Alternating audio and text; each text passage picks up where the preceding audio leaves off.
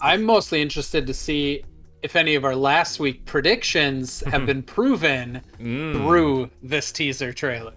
I have still my list of predictions right there. So this morning on Twitch, before going to work, I noticed that Entertainment Weekly released a series of 4 pictures of Obi-Wan Kenobi. There was 2 pictures of Obi-Wan, and there was 1 picture of the new Inquisitor. It's called Inquisitor Vera, I think. And the last picture, I don't remember what it was. Oh, it was Uncle Owen on his farm. So I like that. I was kind of go ahead. Yeah. I was just gonna say, like, the Inquisitor.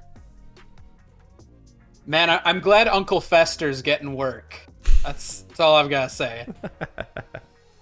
Yeah, the Inquisitor apparently is going to visit the farm, which is, once again, Tatooine being the center hub of the whole universe, right? But that farm specifically, too. That farm is the most important place of the old Star Wars universe. That being said, we've been treated with a 2 minutes trailer this afternoon. While I was at work, I was super hyped. I wanted to wait for it, and I could not wait, so I watched it 3 times on my phone. I sent the link to the guys right away. I said, guys, we need to make a little space tonight to talk about it. I have a few notes here, and I wanted to see you guys. There's one thing that worried me, and there was one glaring thing in this trailer that kind of got me very worried. And it kind of reminded me of another show that we got recently. So, in this Obi-Wan trailer, there was almost no Obi-Wan.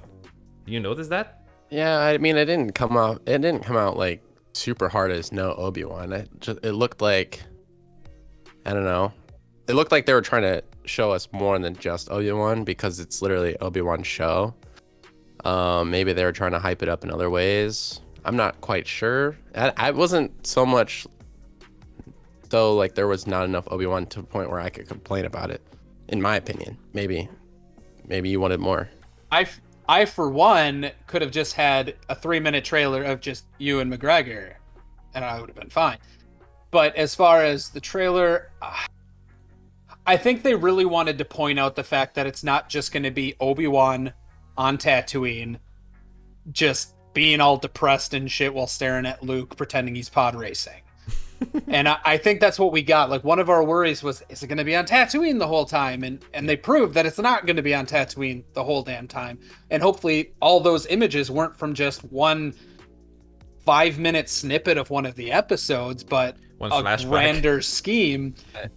If Vader's in it, you know it's not going to be on Tatooine. Yeah. Because if Vader's on Tatooine, A New Hope doesn't happen. So, yes, we didn't see much Obi-Wan. But we saw a lot of other stuff, like a dumbass looking Sith Inquisitor. That's why I wasn't mad, because it's a teaser trailer, and obviously we want to see Obi-Wan the most. We haven't seen him on screen in how many years?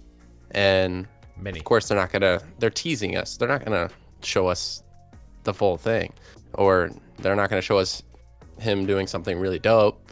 They're gonna leave that up to the actual show, hopefully. They could easily drop the ball here. Like, it's still 50-50 to me. But it almost confirmed one of my predictions, which is... Which one? He will leave Tatooine temporarily to protect Luke. Well, it's not almost. It is confirmed, because we see him on there's this planet that's looking super I just neon. don't know if it's... Well, he's on the rooftop. He's on the rooftop hiding behind the wall, and he's shooting a gun, so... Yeah, I guess it's to protect Luke then, yeah. I just didn't know if the protect Luke part was there, or if it was just like to protect himself. But I guess if he's on Tatooine, he's there for Luke, and if he needs to leave, it's because he might be bringing shit to Luke that doesn't need to be brought. I think we're gonna have a scene where Lars and Luke Skywalker are in the market, and Ben Kenobi comes up, and Lars like takes him and like pushes him behind him as like a protective measure to basically say, "Get the fuck out of here." Yeah, they can't give us that much Lars on. They can't give us that much Lars on screen without giving us any Luke.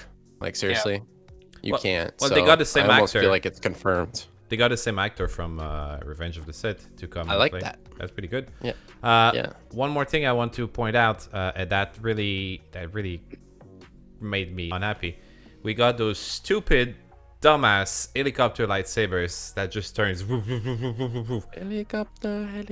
And from Star Wars Rebel, this is one of the many reasons I stopped watching Rebels when the Inquisitor just used them as a flying device, and they just Mary Poppins type stuff. And we Yeah, I see hate one of the Inquisitor using that swirly lightsaber. What, you have any thoughts about that? I don't like the style, but I could tell you why they put it back in the show. Go ahead. Which is what I was going to tell you earlier over DMs, but we were like, you know what? I'm going to save it for the show. Here's my theory, at least. This is not confirmed anyway. This is just what I think. Because every time they use an Inquisitor, it tends to be successful, but not because of the Inquisitor.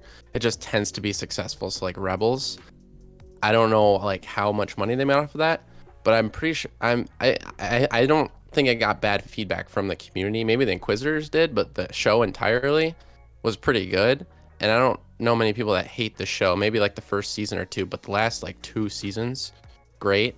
And the character development was great, almost as good as Clone Wars. And the Inquisitors were in that, and they were just involved, and they're part of this. They're a pretty big part of the story. Don't remember exactly all the intricacies with them.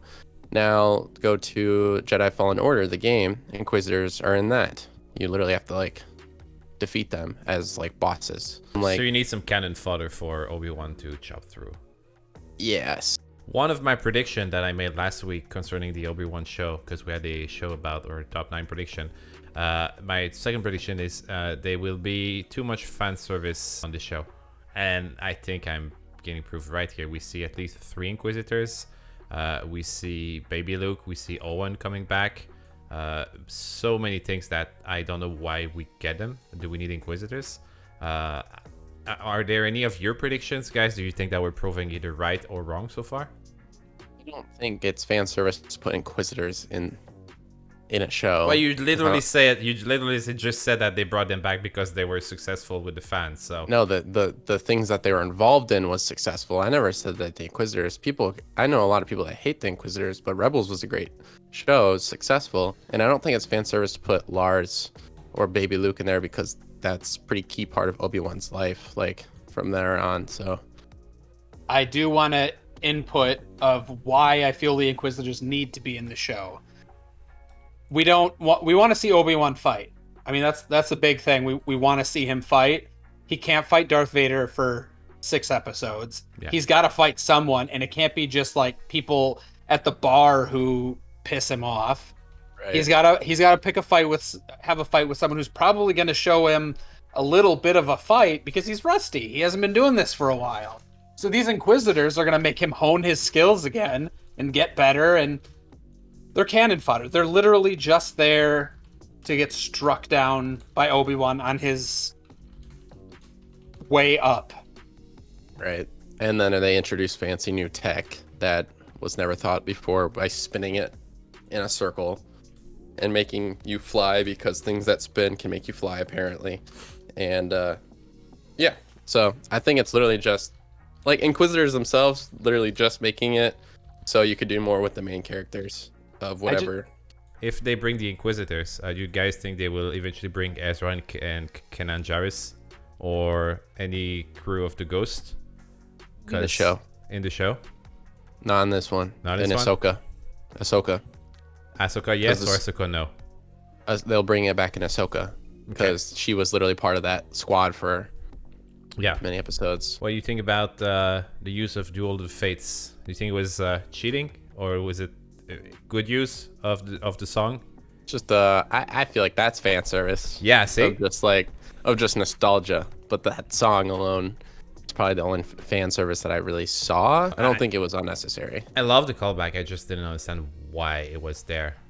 I think we're happy to see another planet than Tatooine. We bitched about Tatooine being the center of the universe enough last week. We saw another planet, which I don't know which one it was. Do you guys think it was Alderaan or not at all? At this point, they could have made up a planet for all I know. Truth. So, I'm just glad it's not just Tatooine. But after last week's discussion, I was confident that we wouldn't have Tatooine in the show, like Tatooine only. I mean, So it's definitely gonna start there and probably finish there though. So expect that. Any thoughts on the use of Duel of Fate, Agathon? You think it was a good call? It was perfect. Was It was the moment Obi-Wan became Obi-Wan in the Phantom Menace. Like, he was Padawan, Duel of Fates came on, and Jedi Knight went from Jedi Padawan to Jedi Knight, and boom goes the dynamite. It's almost like his theme song because it was played in Revenge of the Sith when he was battling Anakin too. At least a reprise. No, it was Battle of Heroes. Yeah, but like it's similar. I'm sure they, like, if you listen back to, they're so similar that it almost sounds like the same song, and I'm pretty sure that is the same rhythm. I could be wrong on this. They're similar. Da, da, da, da, da, da, da, da. Yeah. But yeah, they just played Duel of the Fates and then went backwards on the record, and that's how they got it. Yeah. Yeah. Anyways, I think it's basically Obi-Wan's theme song, although it's probably not Obi-Wan's theme song if you look that up. But... Well, if you say it that way, that's a legit way to see it. Do you not like it? You don't like them putting it in there? I love the song. It's one of my favorite songs ever, and I listen to it like frequently. Because I complained about the potential use of too many fan service last week. I thought that was kind of making my point, and I didn't see why it was used there. But I don't know Star Wars music enough to know what is related to Obi-Wan, so maybe I'm wrong about this. But the way you explain it makes sense. Using Duel of Fate as Obi-Wan's theme song, I love it. I love this. Never think it that way, and I love this way of seeing it. Last comment I have here. I don't know if you guys noticed. At some point in the trailer, we have a pan view going over the water. There's a shuttle going out over water. It seems like a water planet. And then the camera goes out. There seems to be some kind of castle, a structure going through the sky. That kind of looks like Vader's castle on Mustafar, and I was puzzled as to what it was. Does any of you have an idea what was this castle over water? It's all black and it was looking awesome, and I was just puzzled. I could be completely wrong, but part of me thought I remembered that Vader's castle on Mustafar was actually a Sith monument from thousands of years ago, so it could be just another one of those that they find. Yeah, there's so many Sith and Jedi temples that mean so many different things, and they use them a shit ton in the TV shows, and I wouldn't be surprised if it's one of those as well. My personal thought is it's the Inquisitor training ground. Oh, love that. Okay, I like that. I think the Grand Inquisitor's in here too, which I don't remember exactly who that is, but I think it's like the best one of them all. Yeah, he's in the show. The one with the red tattoos on his like arrows tattoo. He's there. He's on too. Yeah. That's pretty much what I had to say about the show. Before we change topics, anything you guys want to point out about the trailer we just watched today many times? I liked it overall. I think it gave us a look into the style of the show.